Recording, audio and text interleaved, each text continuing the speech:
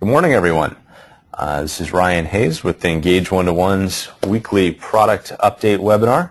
We're going to go ahead and get started. As usual, I am joined by Jenny McDonald, who will be monitoring the GoToWebinar questions functionality for any questions you might have throughout the course of today's webinar. As a reminder, the phone lines are closed, so please do use that GoToWebinar questions box to ask any questions that you might have as we walk through today's webinar. We've got a bunch of topics to run through today. They're all very quick, so I promise we won't take up too much time, but we do have a lot of small, cool little features and things that we published and have been running this week. So I'm going to start with a fanlet that one of our clients, Edible Arrangements, launched this week. Again, this is something that they came to us with a design for. They had seen some of the fanlets that we had done with other clients and liked what they saw and wanted to do their own take on it. So looking at the Edible Arrangements page, you'll see that when they launched this, they posted about it on Monday. And they did use that Facebook feature to store the post at the top of the page.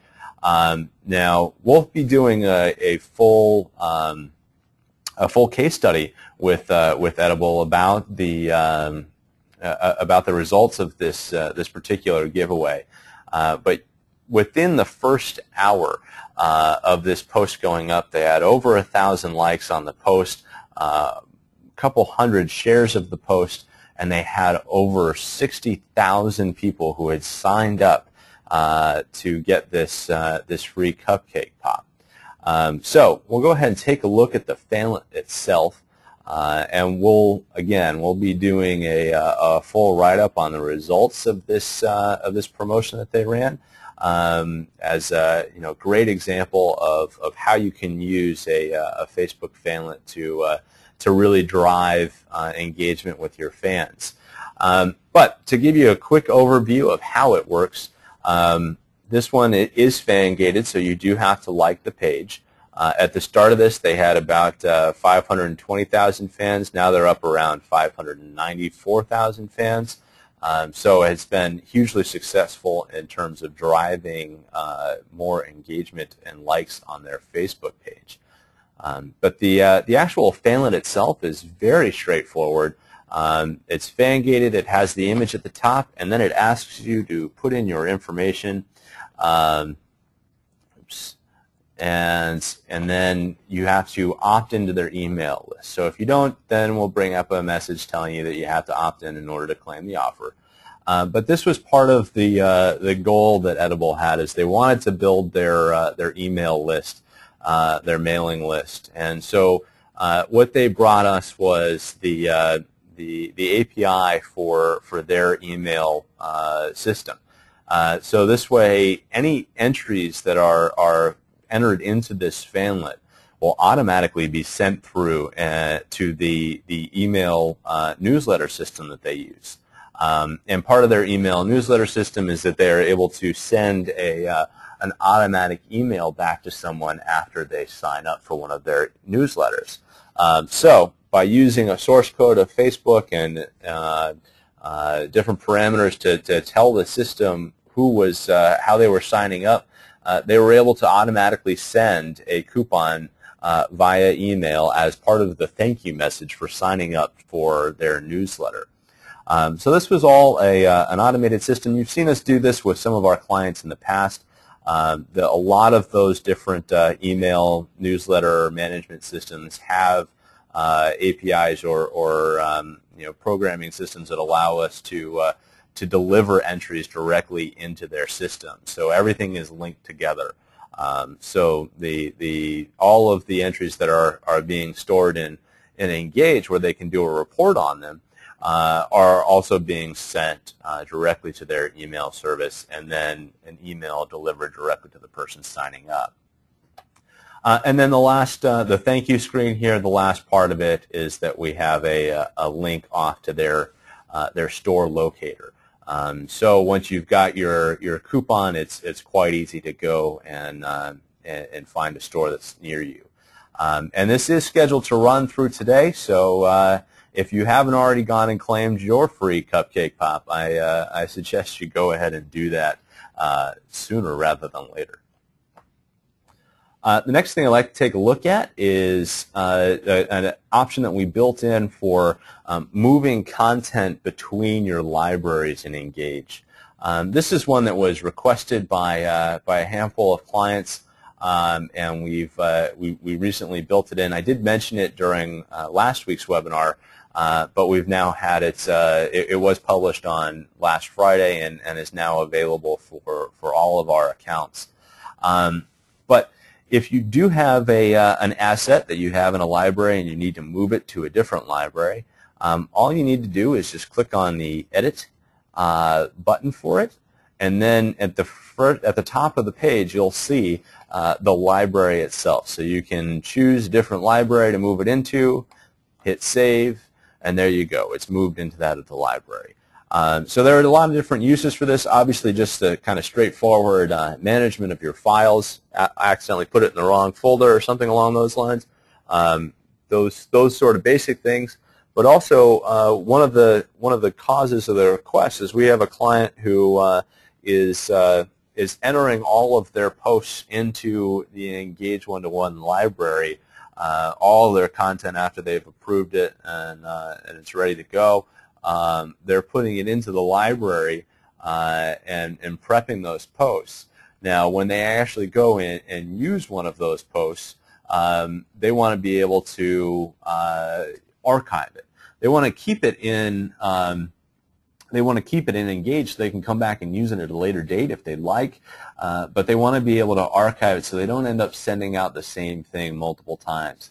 Obviously, if you have a lot of different people that are managing your social media efforts, to coordinate all of that can be a challenge sometimes. So by moving it into an archive library, they're able to store that content for future use, but easily identify that it's something that's already been used and shouldn't be used again in the near future. So they're putting in their content here, and then after they use it in Speak, then moving it into an archive folder. So just another way that function can be used.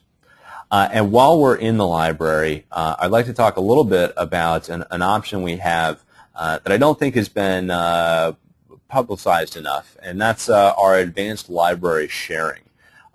So a lot of you have likely seen this during my demos, during my webinars, maybe during your demos with the client services team. But one of the options that we have available on our accounts is an advanced sharing option for the library. And that looks like this. So the advanced sharing allows you to pick and choose who you want to share it with. So in this case, you can see a list of all of my different colleagues. I can pick and choose who I want to share it with. In the case of an enterprise account where they have outlets, I can pick and choose the outlets that I want to share this with as well. If you don't have advanced sharing turned on, what you would see in your account now is a very basic sharing, either on or off. So I think it's something that's probably not being utilized as much as some of our clients might benefit from it. So it's something I wanted to make sure that everyone understood was an option. So this is the basic sharing for libraries. You just say yes or no, and then again that more advanced sharing allows you to pick and choose who you're sharing with. And for those of you on agency accounts or accounts where you have multiple brands or things like that, you have the multi-brand dashboard. We're currently wrapping up a feature that will allow you to share content not just with your colleagues on that particular brand, but share it across brands as well. So stay tuned for that. That's coming very soon. And will be made available for our clients that do have the multi-brand or agency dashboard configuration. So that will be coming soon as well. Then the next thing I'd like to talk about is a new email alert options specifically made for Facebook comments. So we're going to go and switch over to the Alerts tab here in the Account section and go to Listen. And you'll see that there is a new option here for Add an Alert for Comments. Now, because of how Facebook comments work and they're tied to the specific post, don't work exactly the same way as like a mention on Twitter might work. So we've put together a listen alert here that allows you to pick and choose the pages that you want to get an email alert from when someone comments on one of your posts. So selecting the page that you want, then putting in the name for the alert, how often you want to receive them, and whether by email or text message, and if you want to copy others, the standard alert settings. And once you've turned that on, when someone does comment on one of your posts, you'll receive an email alert kind of like this. So it shows the comments that were made, who they were made by, and then links back to the permalinks back to the original post, so you can go review those and respond if necessary.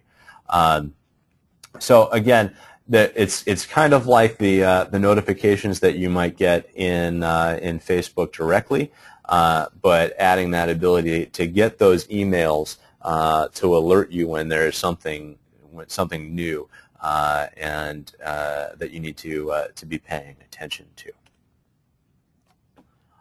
Then the last two things that I'd like to run through are related to location-based services, in particular Yelp and Foursquare. So we're going to look at how to add Yelp and Foursquare venues into Engage121. We've had Yelp and Foursquare support for quite some time now. But due to some recent developments in the APIs for both of them, the actual process for adding those venues into your Engage121 account has become significantly easier. So starting on connections, we'll take a look at adding a Foursquare venue. So I'm going to click on location-based. I'll click on Foursquare.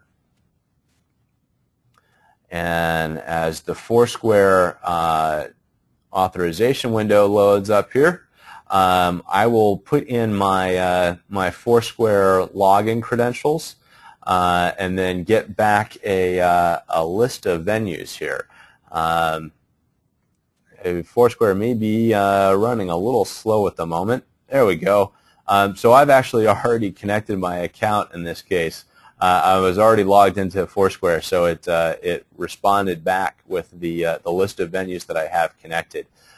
So as you can see here, just like when we add Facebook pages, you now see a full list of all the venues that you manage, and you can pick and choose which venues you'd like to add into Engage121 on this login. So once I've added them, I'll go ahead and continue. Once I've added those venues to my account, I'm able to see those and listen, see them and evaluate all the things that you've seen me cover in recent weeks regarding listen and responding to check-ins at your venues. But that is available now as a very easy way to configure it. You no longer have to work with our client services team to get that set up. You can do it all yourself very easily in the application. Additionally, under the Outlets tab, for those of you who have outlets, adding Foursquare venues is the same sort of process. We would just expand the record for the outlet and then scroll down to Foursquare and go ahead and add the Foursquare venue there. I won't go through that now since we just saw it, but the clickstream is exactly the same. But what I do want to show you now is the ability to add Yelp venues. So again, Yelp has made upgrades to their API that make it significantly easier for us to add venues to a client's account. So previously, we had to have a unique identification number for each venue that was very difficult to get out of Yelp. With the upgrades to their API, we're now able to do it just off of the URL for the page. So if I switch over to Yelp here, I'm going to go ahead and grab a URL for a page on Yelp. You don't actually have to claim the venue in order to get the reviews. You don't have to be the owner of the venue. All you have to do is find a URL on Yelp. As you can see, obviously, I'm not the manager of Yelp's headquarters in San Francisco, but I'm able to take that and put it into Engage and connect that Yelp page with my outlet. And then in this case, anything that any reviews that are posted onto that Yelp page will filter into to my listen feed. So if I go over to listen, you'll see that I'm able to build some filters specifically around both Foursquare and Yelp, but not just connections made at the corporate level, also connections made at the outlet level. And I do apologize. It appears my my internet connection has slowed to a crawl. Hopefully, you all are still able to hear and see clearly here. I apologize. I think my my connection dropped out for a moment. Hopefully, you all can hear me better at this point. We are back up and running, it appears.